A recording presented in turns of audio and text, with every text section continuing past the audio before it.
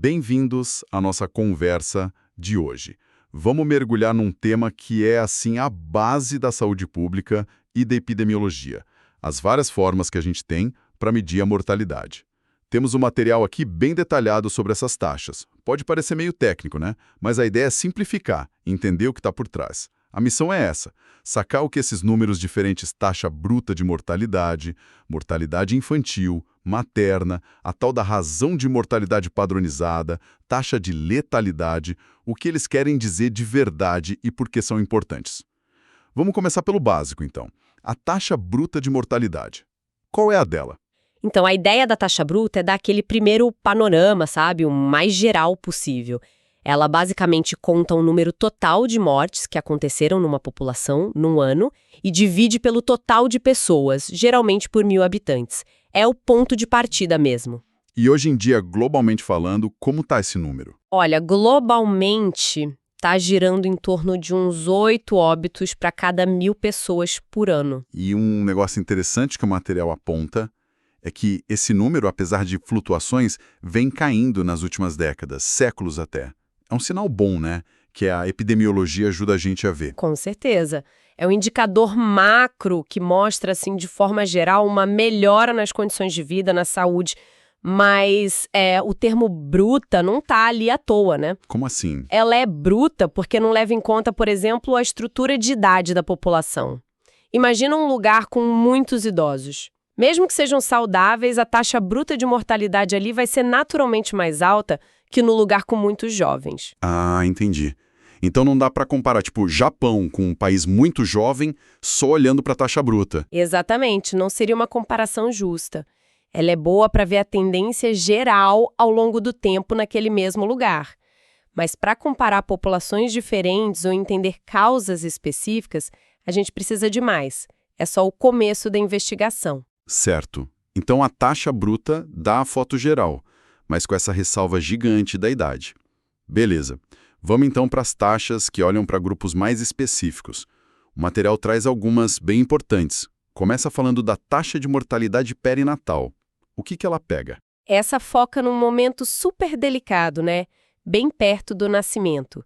Ela junta as mortes fetais tardias, os bebês que nascem mortos, os natimortos, com as mortes neonatais precoces, que são os bebês que morrem logo nos primeiros dias ou semanas de vida. E como calcula? Geralmente, é o número dessas mortes dividido pelo total de nascimentos, incluindo vivos e natimortos, também por 1.000. É um termômetro muito sensível da qualidade do cuidado na gravidez e no parto, sabe? Entendi. Aí tem também a taxa de mortalidade materna, focada nas mulheres. Isso. Essa mede o risco de uma mulher morrer por causa de complicações da gravidez, do parto ou do pós-parto puerpério. É um indicador muito forte das condições de saúde da mulher e do acesso aos serviços de saúde reprodutiva. Um número alto aqui acende um alerta vermelho gigante. Com certeza. E para fechar esse bloco dos mais vulneráveis, o material fala de 2 taxas para crianças. Mortalidade infantil e mortalidade na infância, ou até 5 anos. Qual a diferença principal? A mortalidade infantil é bem específica, óbitos de crianças com menos de 1 ano de idade. A gente pega o número dessas mortes e divide pelo número de bebês que nasceram vivos naquele ano, geralmente por 1.000. Ok, menos de 1 ano. E a outra? A mortalidade na infância, ou de menores de 5 anos. Amplia um pouco o foco. Pega todas as mortes de crianças desde o nascimento até completarem 5 anos. O cálculo é parecido, número de mortes nessa faixa etária dividido pelos nascidos vivos, também por 1.000. E por que essa divisão e esse destaque todo para essas 3? Materno, infantil e na infância. O material diz que são chave em saúde global. Aqui o negócio fica crucial mesmo.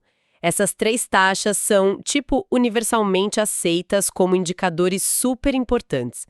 Não só da saúde da mãe e da criança, mas do nível de desenvolvimento social e econômico de um lugar. Elas funcionam como um raio-x da capacidade do sistema de saúde de proteger quem é mais vulnerável biologicamente. E o que exatamente elas mostram sobre o sistema? Muita coisa. Uma mortalidade materna alta pode indicar, falta de pré-natal, de parto seguro, de cuidado pós-parto, ou até problemas sociais, como desnutrição, falta de informação. E as infantis? A infantil, de menores de 1 ano, pode mostrar falhas no cuidado com o recém-nascido, problemas no tratamento de infecções comuns, falta de incentivo ao aleitamento. Já de menores de 5 anos, adiciona outros fatores: acesso à vacina, tratamento de diarreia, pneumonia, boa nutrição, saneamento. Entende? Se um sistema não consegue proteger bem as mães e as crianças pequenas, provavelmente tem problemas mais fundos, estruturais, que afetam todo mundo. Nossa, é uma responsabilidade imensa para os profissionais, para o sistema todo, né? Garantir essa proteção exige muito conhecimento atualizado, uma preparação de primeira para lidar com situações que podem ser bem críticas. Demais.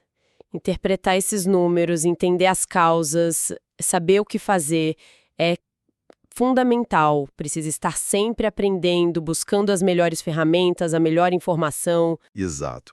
E olha, para quem está nessa caminhada, estudando para a área da saúde e querendo justamente essa preparação de alto nível, fica a dica. Se você é estudante e quer se preparar de verdade, entra agora em medicob.com.br, baixe o app e aproveita o maior banco de questões do Brasil. Tem provas anteriores de todas as instituições, questões comentadas por especialistas, aqueles resumos práticos que salvam a vida, aulas completas e até flashcards prontinhos para revisar onde quiser. É um recurso, assim, muito valioso para quem busca excelência e quer estar pronto para fazer diferença nesses cenários. Bom, voltando para as nossas taxas, a gente falou que a taxa bruta não serve bem para comparar populações com idades diferentes. Como é que a epidemiologia resolve isso? O material apresenta a razão de mortalidade padronizada, a RMP, em inglês SMR. Como é que ela funciona? A RMP é uma sacada bem inteligente para fazer essa comparação mais justa. A ideia principal é comparar a mortalidade que realmente aconteceu num grupo específico, pensa, sei lá, trabalhadores de uma indústria X ou moradores de uma cidade Y, com a mortalidade que a gente esperaria que acontecesse nesse grupo se ele tivesse as mesmas taxas de mortalidade por idade da população geral ou de uma população padrão que a gente escolhe como referência. Ah, então ela meio que finge que o grupo de interesse tem a mesma distribuição de idade da população padrão para poder comparar. O material usou o exemplo dos mineiros de carvão lá nos Estados Unidos. Isso mesmo. Mineiros de carvão geralmente têm uma idade média diferente da população geral, né? Talvez mais jovens ou concentrados em certas idades. Se a gente comparasse a taxa bruta deles direto com a da população geral, a idade ia atrapalhar ver se o trabalho deles aumenta o risco de morrer, entende? Totalmente. Então, a RMP calcula quantas mortes aconteceram nos mineiros e divide pelo número de mortes que seriam esperadas neles, usando as taxas da população padrão, mas aplicadas à estrutura de idade dos mineiros. E o resultado? Se der maior que 1, por exemplo. Se a RMP der maior que 1 ou 100, se for em porcentagem, significa que morreram mais mineiros do que o esperado, mesmo depois de controlar o efeito da idade. Sugere que tem um risco a mais ali, ligado talvez à ocupação ou a outra coisa daquele grupo. Se der menor que 1, morreram menos que o esperado. Se der 1, foi exatamente o esperado. Entendi a lógica. É um ajuste para isolar o fator que a gente quer ver. Exato, mas é bom lembrar que o resultado pode variar um pouquinho dependendo de qual população padrão a gente usa para comparar. Mas a ideia central é essa: tirar o fator de confusão da idade para comparar o risco de forma mais válida. Certo. E além da RMP, o material cita outra forma de lidar com a idade, que parece mais direta: a taxa de mortalidade específica por idade. Sim, essa é conceitualmente mais simples. Em vez de fazer um ajuste estatístico complexo para a população toda, a gente simplesmente calcula a taxa de mortalidade separada para cada faixa de idade que interessa. Tipo, calcula a taxa só para os jovens de 15 a 24 anos, depois só para o pessoal de 25 a 34 e assim por diante. E qual a vantagem disso? A grande vantagem é poder comparar as taxas diretamente, dentro de cada faixa etária, entre populações diferentes ou na mesma população em momentos diferentes. A gente pode comparar, por exemplo, a taxa de mortalidade de homens de 50 a 59 anos em São Paulo e no Rio, ou em São Paulo em 2010 e em 2020. Ah, aí você compara maçãs com maçãs em termos de idade. Da comparação.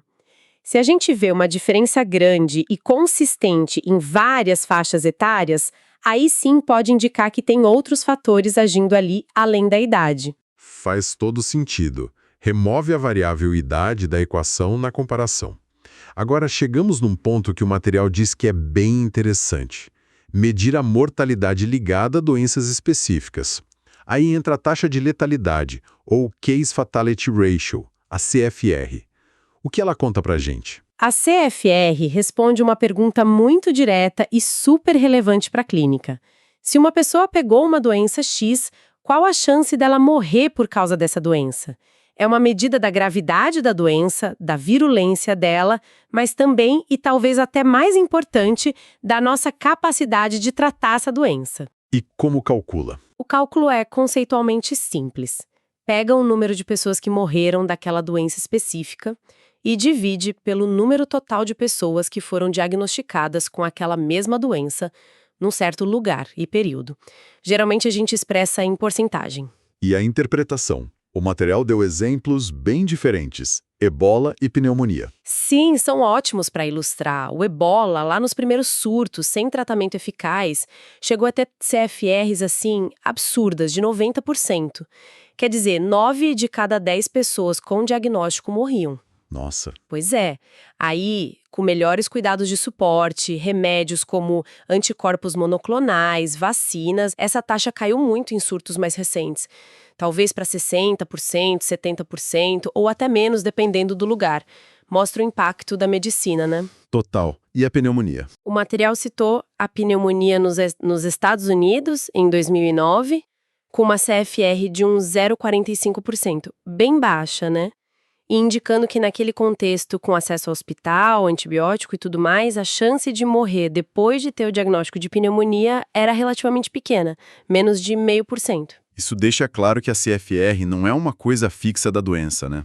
Muda com o tempo, com o lugar. Exatamente. Esse é um ponto fundamental. A CFR não é só da doença, é da doença no contexto. Depende da qualidade do sistema de saúde, se o diagnóstico é feito cedo ou tarde, se tem tratamento disponível, como está a nutrição das pessoas, se elas têm outras doenças juntas. Até a forma de contar os casos influencia. Se só os casos muito graves são diagnosticados, a CFR pode parecer mais alta do que realmente é para todos os casos. É uma métrica dinâmica. Entendido, super dinâmico. E para fechar esse bloco de doenças, tem a razão de mortalidade proporcional, a RMP. Cuidado para não confundir. É PMR em inglês, Proportional Mortality Ratio. Que pergunta diferente essa PMR responde? Boa lembrança da sigla. Enquanto a CFR olha o risco de morrer para quem tem a doença, a PMR olha para o impacto da doença na mortalidade geral da população. A pergunta aqui é, de todas as pessoas que morreram numa população num certo tempo, qual a proporção que morreu por causa de uma doença específica? Ah, ok. E o cálculo? Pega o número de mortes pela doença X e divide pelo número total de mortes por todas as causas naquela população, no mesmo período. Também vira uma porcentagem. O exemplo do material para influenza e pneumonia juntas nos Estados Unidos dava uns 2,56%. Certo. Então vamos juntar os dados da pneumonia nos Estados Unidos em 2009.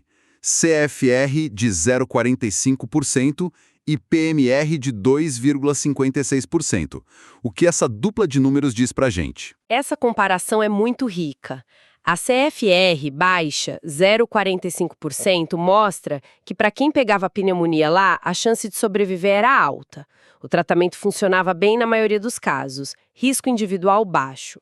Certo. Mas a PMR de 2,5% mostra que, apesar desse risco individual baixo, a pneumonia junto com a gripe, no exemplo, ainda era responsável por uma fatia considerável, quase 3%, de todas as mortes que aconteciam na população. Por quê? Porque mesmo não sendo tão letal por caso, ela era muito comum, muita gente pegava. Peguei a diferença. CFR é o perigo da doença para quem está doente, PMR é o peso da doença no total de mortes da população. Faz sentido. Perfeito. E essa distinção é crucial para a saúde pública. Uma doença pode ter CFR baixa, mas se muita gente pega, ela ainda pode causar muitas mortes no total, PMR alta, e precisar de muita atenção, tipo prevenção em massa. Outra doença pode ser super rara, mas muito letal, CFR alta. Aí a PMR pode ser baixa, mas para quem pega o problema é gravíssimo. Entender as duas ajuda a decidir onde colocar esforço e dinheiro. Então, fazendo um resumo do nosso papo, a gente começou com a taxa bruta de mortalidade, aquela visão geral, mas que é meio enganada pela idade. Depois vimos as taxas específicas para grupos que precisam de mais atenção, perinatal, materna, infantil. Na infância, que são como termômetros do sistema de saúde. Falamos sobre como comparar populações de forma justa usando a idade, com a razão de mortalidade padronizada, RMPS, e as taxas específicas por idade. E, por fim, mergulhamos nas métricas de doenças, a taxa de letalidade CFR, que mostra o risco para quem tem a doença, e a razão de mortalidade proporcional PMR, que mostra o quanto aquela doença contribui para o total de mortes. Ufa! Foi uma boa viagem pelas taxas, né? Com certeza. E fica muito claro que isso não é só número, né?